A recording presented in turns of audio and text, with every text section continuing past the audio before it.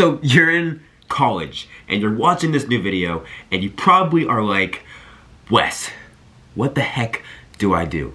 In this video, I want to just help you understand like 7 important things that I wish I knew before my freshman year of college. And thinking back to that time, even though I'm 4 years out of college, I wanted to make this video to empower you, encourage you to not make the same mistakes I did. So the first thing right off the bat is to know that no one knows what the F they're doing. That's the first thing I want to tell you. I remember when I got to college, I was applying to all these different schools. So rewind to like my sophomore and junior year of high school when I first started toying with the idea of exploring colleges. And I toured like 5 different schools. I toured Northeastern University here in Boston. I toured University of Pennsylvania in Pennsylvania. I toured Bryant University in Rhode Island. And I toured Syracuse University. And then I toured Babson College. And I'm touring all these different schools. And I remember looking around and seeing all these different students on campus. And I'm on the tour as a sophomore and junior in high school. And I'm like, yo, I gotta get my stuff together.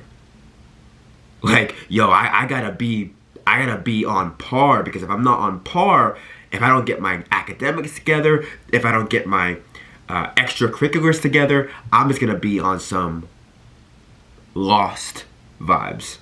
And I was not trying to do that. So starting even back then, in junior year of high school, I was applying to colleges with the thought that I had to have everything well put together. So I actually started applying to schools under the impression that I was going to apply to all those business schools. So Babson, Bentley, Bryant University, Northeastern, Wharton School of Business, which is the business school at University of Pennsylvania. And I also toured NYU, so the Stern School of Business. I'm doing all these things, and I'm thinking I have to have everything figured out. So by the time I got into Babson College, where I went to school, I was telling myself that I'm going to be studying investment banking. Yo, I am a professional public speaker, and I'm an author, and I'm building a mental health education company. I am not an investment banker. So that just alone shows you that no one knows what the heck you're doing. You don't have to have everything well put together. You just have to be curious, which is my second point that I want to raise. I went to college not being curious. I came into college thinking I had to have everything well put together. I was not curious whatsoever. I just wanted to find the best clubs that had to meet my mission. So if I wanted to be investment banking, if I wanted to be in finance, where are all the finance clubs? Where are all the investment banking clubs? Where is the best professor? Who is the best professor to take? I was going on ratemyprofessor.com, which is a cool resource, and I'm finding all the professors that are known to teach good classes about finance at Babson. I'm just going through all these lists, and I'm trying to find all these professors, but I'm not curious. And it was not until I failed my first financial accounting exam. So it was our midterm. I failed it. I got a D-. Some schools that's passing, but for me that was a failure. And I had the biggest panic attack ever. Like, I'm in the back of this bathroom, and I'm on my arms and legs. I'm sitting on the corner of the bathroom. I'm crying. I'm panicking. I'm like, oh my gosh, I just failed my biggest exam. Oh my gosh, they're gonna kick me out of school. Oh my gosh, my parents are gonna be so mad at me. I call my dad, and my dad is like, Wes, like, it's okay, it's gonna be okay. But it's not okay. And then I go see the teacher, the professor, to ask if there's anything I could do. Because I wanted to be an investment banker. I wanted to be the Wolf of Wall Street guy. I wanted to be Jordan Belfort, the legal one, not doing illegal things. I wanted to be the good version of Jordan Belfort. And I went to him for extra credit. And he looked at the exam, and he's like, Wes, I think this tells us that you're not going to be a financial accountant. Now, some might take that advice as like, oh my gosh, that's so embarrassing. Oh my gosh, like, he just crapped all over your dreams. No. He gave me a blessing. College is not necessarily finding about what you want to be. It's actually finding out what you don't want to be, and then on that path, you find out who you always were. And I believe that process really starts by just having an open mind. So for you, going into college right now, watching this video, have an open mind. You might go in knowing what you want to do as a career, and you might not. And both are okay, but just allow yourself in either setting to keep an open mind and be okay with changing and evolving, because those 4 years are going to be some of the best years of your life. You want to learn so much about yourself. Now, the third thing I was going to say in this video, the truth, is to don't only limit your learning to inside the classroom. Like, of course, you're going to college and you're paying a bunch of money to go to college, but don't limit your learning to the classroom. For me, when that professor, financial accounting professor, let's call him Dr. B, when Dr. B told me that I was not going to be a financial accountant, I could have obviously took that to heart and been like, dang, my dream is over. But it actually helped me understand that a lot of the classroom learning, or a lot of the learning that you experience in college, does not happen in the classroom. It happens outside. So how can you apply the things that you're learning? How can you keep a curious mind? How can you be okay with making mistakes? How can you be okay with understanding that you're not going to have all the answers? And how can you try to put those things into use as opposed to waiting until you're like 3 years out of college to only put your degree to use? Put it to use now. If you're a vet trying to study to become a vet, or let's say, forget all that, let's say you're trying to become a screenwriter. What ways can you take what you're learning in the classroom and apply that day one? Start writing screenplays, sharing them with all your friends. Go find a stage on campus and put on your first production. College is a 4-year excuse to fail.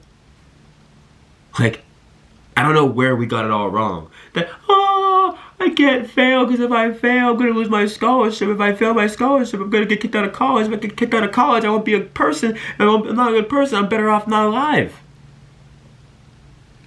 No. College is a perfect excuse to experiment and try to keep an open mind and learn what you really want to do.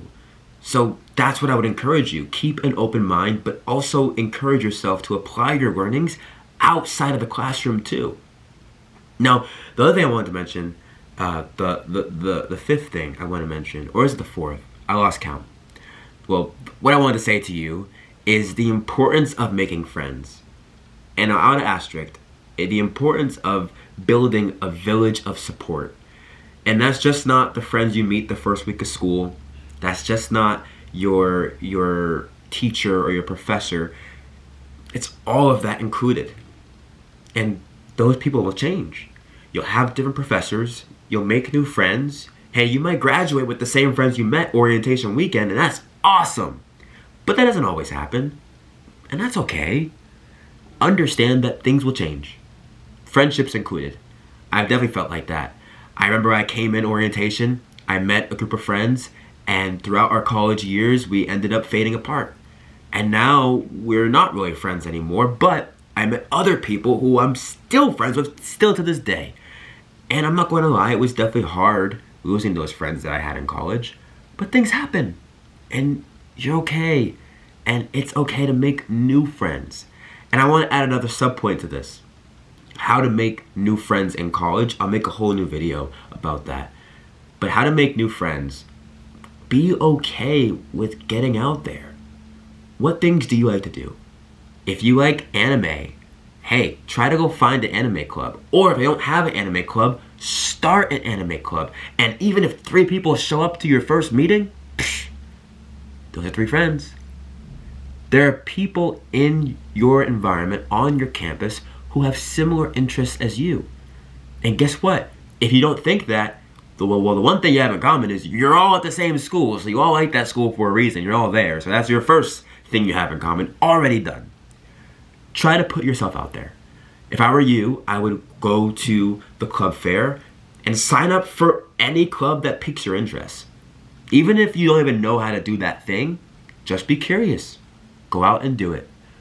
Now, the next thing I want to say, from applying yourself both inside and outside the classroom, keeping an open mind, staying curious, being okay with understanding that things will always evolve and you don't have to have everything well put together.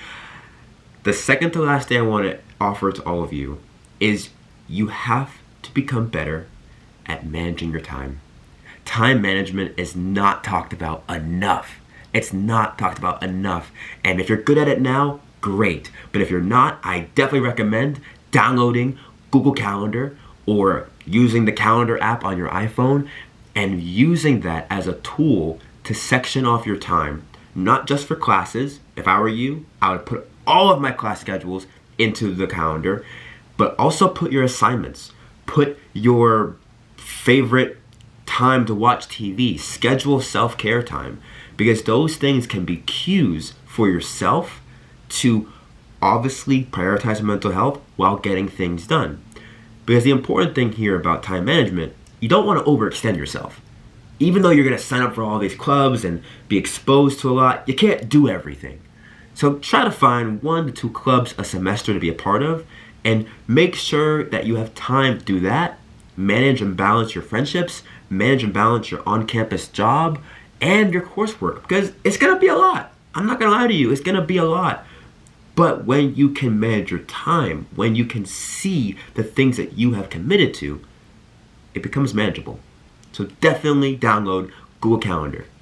And the last thing, because this video is getting longer than I thought, the last thing I want to say, and it's something I really fundamentally believe in, especially going into college. And this is a hard truth that I had to get comfortable with walking into. That hard truth is that you will be very different the day you walk off campus than the first day that you walked on. The first day I walked on campus, I thought I was going to be an investment banker. I thought I was going to be Wolf of Wall Street. I thought I was going to be racking in the millions of dollars by the age of 30 years old. My last day of campus, I believe it was March something, 2020. The day I left campus, I was getting out of an abusive relationship. I was lost. I didn't understand what life was for me. I had no sense of purpose. I didn't really know what was next. A pandemic hit. I ended up being hospitalized for some mental health challenges I was having at the time. I ended up being in the hospital, and I got the idea to write my first book, and I published my first book, sharing everything I learned in the hospital with friends. It was almost like I was writing an open letter to my friend who was having mental health challenges. And that's what my first book was about.